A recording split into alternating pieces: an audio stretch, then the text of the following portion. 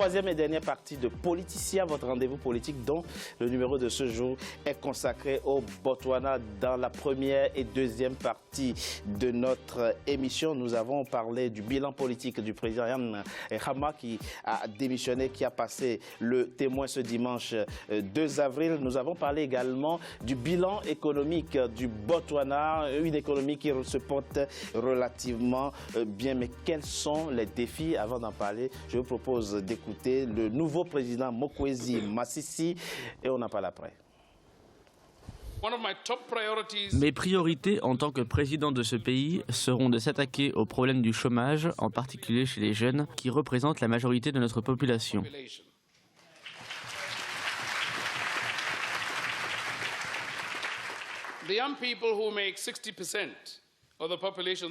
Les jeunes représentent 70% de la population et sont nos futurs leaders. Investir sur eux, c'est construire un pont pour le futur. Leur poids dans la population est la garantie d'une économie à long terme. Ainsi, l'impératif pour le gouvernement est de redoubler d'efforts afin d'optimiser la participation de la jeunesse dans le processus de développement économique. Pour atteindre cet objectif, le gouvernement va combiner les stratégies, à savoir la formation des jeunes pour affronter le marché de l'emploi afin de favoriser la croissance économique. Les jeunes seront formés au digital, mais aussi au métier des TIC pour créer davantage des emplois et être également compétitifs.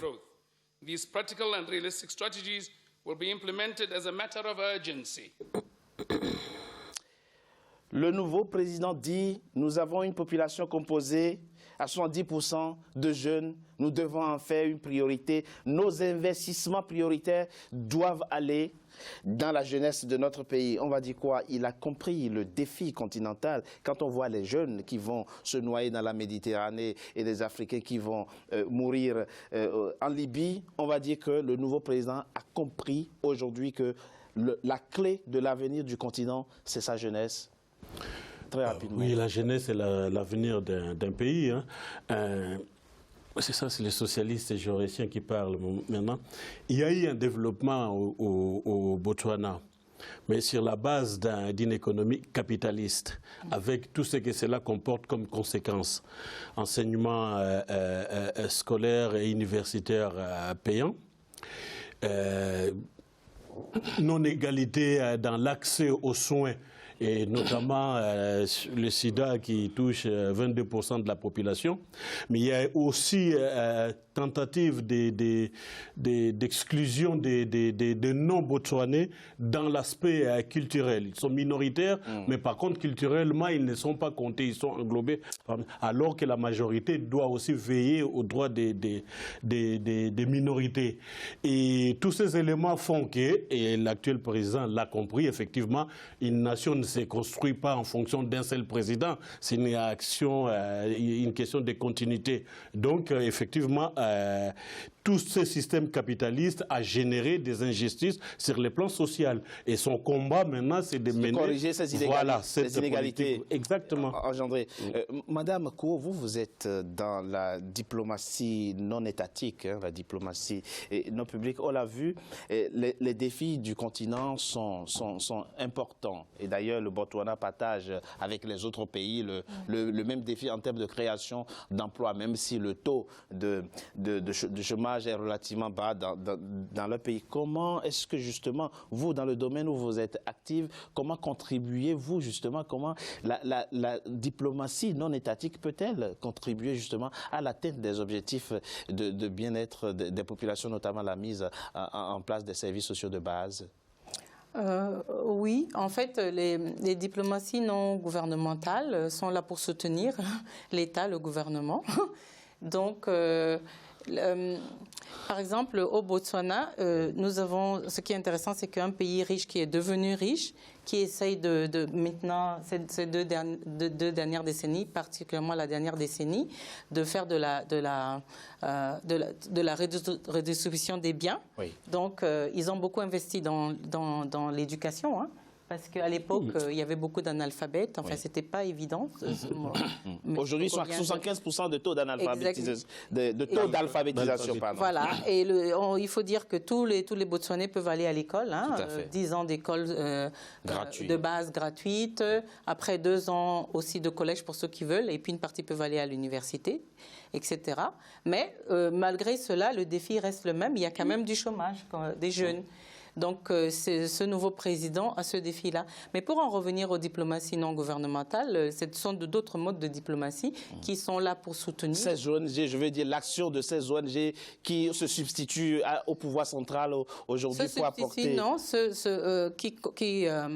qui sont là pour coopérer, pour aider. On ne peut pas se substituer à un État. L'État existe. Il y a des autres qui sont abandonnés par l'État central, vous voyez. Oui, mais voilà, il faut essayer d'éviter toujours les divisions. Nous, on est là, la diplomatie non gouvernementale est censée faire justement une passerelle harmonieuse entre les gouvernants, l'État et la société civile.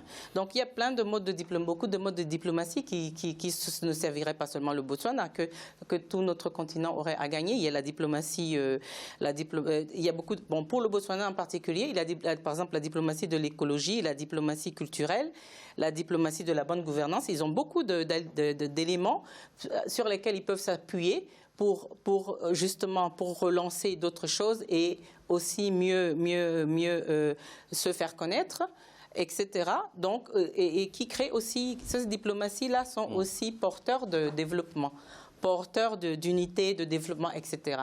Donc, il y a beaucoup de modes de diplomatie dans les diplomaties non gouvernementales qui sont parallèles et qui peuvent donc aider tous nos pays, et particulièrement le Botswana. Et eux, ils ont donc ces atouts. La bonne gouvernance leur permet d'avoir beaucoup de crédits sur le plan national et international.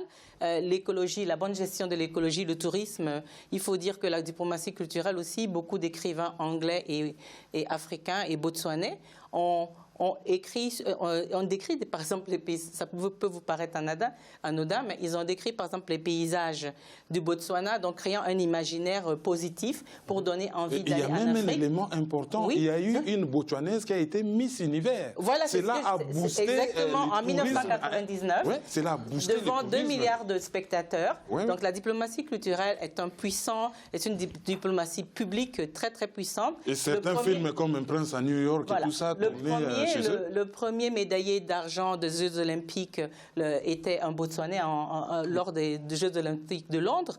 Le médaillé d'argent 800 mètres après le Kenya. Et aussi, ils se sont qualifiés pour la Coupe d'Afrique des Nations. Là au Gabon donc en fait la diplomatie culturelle elle est même ils sont très ancrés dans leur culture. Nous avons une grande boîte à outils en matière de diplomatie, beaucoup de modes de diplomatie qui sont encore sous-exploités en Afrique et qu'on gagnerait beaucoup à mettre en place pour mieux nous faire connaître et pour mieux travailler ensemble. Et parlant justement du Botswana et dans le domaine de la diplomatie, ce sont des gens qui ont le sens de la dignité et qui ne coulent pas facilement les chines. On se souvient, lorsqu'il y a quelques semaines, le président américain a traité les pays africains d'un terme que je ne répéterai pas ici. Le président a immédiatement convoqué l'ambassadeur américain à Gaborone. Il est avec domicile en Afrique du Sud, mais il a fait venir à Gaborone pour lui demander des explications. C'est très rare d'avoir cette audace. Mais bien sûr, quand on se dit État indépendant, autonome, on doit être responsable de sa diplomatie. Et d'ailleurs, madame est très diplomate parce que si vous parlez de diplomatie parallèle, ça veut dire qu'il y a faillite de pas mal d'États africains en matière de diplomatie. Or, ça doit être l'un des premiers leitmotifs d'un État. Un levier fort et puissant de développement. Très important.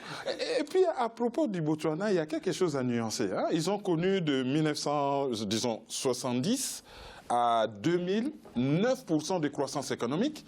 9% de croissance économique, ça a commencé à baisser. Maintenant, la situation économique commence à se dégrader. Oui, en raison de la chute du cours de l'or et du diamant. Oui, et quand Gaspard Losikonko parlait des méfaits du capitalisme, il a oublié de souligner, par exemple, que le Botswana a fabriqué une population d'assistés. C'est-à-dire que l'État doit tout faire pour tout le monde. Ils ne sont pas très entreprenants. c'est le contre-pied ou, si vous voulez, c'est la conséquence de la richesse. Oui, c'est la conséquence de la richesse. On n'a pas développé l'entrepreneuriat privé, l'initiative privée. C'est vraiment des assistés. Hein. Beaucoup de gens ne savent pas. Voilà. Maintenant qu'ils essaient de diversifier un peu l'économie, Avec font le secteur des services qui les secteurs des services qui se développent, beaucoup. Les secteurs du tourisme d'abord de luxe et ensuite populaire qui se développe, mais il faudrait maintenant combiner tourisme populaire et écologie, parce qu'eux, ils sont vraiment très stricts en matière écologique, et il y a quand même un conflit qui risque d'avoir lieu entre la rigueur de l'écologie et le tourisme de masse. Dans tous ces secteurs-là, je pense qu'il devrait faire beaucoup d'efforts pour responsabiliser la population. L'État ne sera pas toujours là pour tout faire à la place de tout le monde. Et ce sont des gens, ils ont des visas gratuits pour aller ailleurs, ils y vont très rarement, parce qu'on a comme l'impression que... Ils ont à la maison ce dont ils ont besoin. En même temps, la peur de l'inconnu. Oui. Ils ne prennent pas les risques. Ils sont dans leur cocon, ils ne prennent pas des risques. Mais s'ils vont de plus en plus à l'étranger, je pense qu'on aura des Botswanais qui créent des entreprises, qui font des choses au lieu de s'appuyer que sur l'État. En même temps, si rien ne vous manque à la maison, pourquoi allez-vous noyer dans la Méditerranée? Mais c'est Maïso a Ils ne vont raison. pas se noyer parce qu'ils n'ont pas besoin de visa. Mais voilà, c'est ça. Tout cela, c'est fait parce qu'ils ne sont pas nombreux. Mais quand ils vont commencer à devenir de plus en plus nombreux, là, les problèmes vont surgir. C'est pour ça qu'il faut commencer à anticiper dès maintenant le fait qu'il n'y ait plus d'assistanat, parce que le pays aura besoin de monde, et aura besoin d'emploi, et aura besoin d'une vraie politique sociale. Mais pour avoir cette politique sociale, il ne comptera pas seulement sur les minerais, mais il faudra qu'il y ait plus de travailleurs pour pouvoir avoir le plus de taxes et financer cette politique. Et puis les BDP, les partis au pouvoir, est resté au pouvoir depuis les indépendances jusqu'à aujourd'hui. Donc l'espace politique est réduit. C'est démocratique, certes, mais l'espace politique est tellement réduit. En Afrique du Sud, ça peut s'expliquer par le nombre et tout ça. Oui. Bon, chez eux, je ne vois pas vraiment qu'est-ce qui justifie que les BDP soient toujours au pouvoir pendant assez longtemps. Et je pense qu'il y a des choses... Mais curieusement, les Botswanais ne s'en plaignent pas, madame, et ce sera la question de la fin. Ils ne s'en plaignent pas. Ils ne s'en plaignent pas parce qu'il ne faut pas seulement rester carré sur la démocratie. Il y a plusieurs démocraties. Hein. Il n'y a pas tant que vous avez à manger, que vous avez accès aux services sociaux de base. Ce n'est même pas seulement tant que vous avez à manger, c'est une question culturelle. À chaque pays, sa forme de démocratie. Il ne faut pas non plus... Il y a des nuances et tout. On n'est pas là... la démocratie anglaise, de modèle américaine, c'est de la palissade. Donc, les gens, heureusement, ils peuvent décider de leur présent et de leur avenir. C'est déjà une forme de démocratie qui est la leur, et c'est ce qu'on souhaite à d'autres pays d'Afrique. Mais effectivement, les démocraties alternatives ne sont pas seulement parce qu'il y a une faillite de la démocratie. La démocratie étatique, elle est plus ancrée sur la démocratie bilatérale et la démocratie multilatérale. Mais il y a une si large palette de démocratie que nous avions même en Afrique, dans l'Afrique ancestrale. Oui. D'ailleurs, j'en parlais au début, le Botswana a fait de la démocratie préventive un leitmotiv. Ils essayent de résoudre les conflits locaux, les conflits régionaux. Ils sont dans tout ça. Hein? Les conflits régionaux par les ressources africaines. Hein? On a vu, par exemple, excusez-moi un peu de donner l'exemple, au Rwanda, quand on a eu ce qu'on a eu au Rwanda, s'il n'eût été la forme de règlement de conflits africaines, les Gachacha, qui ont résolu ces conflits, on n'aurait pas le Rwanda que nous avons aujourd'hui.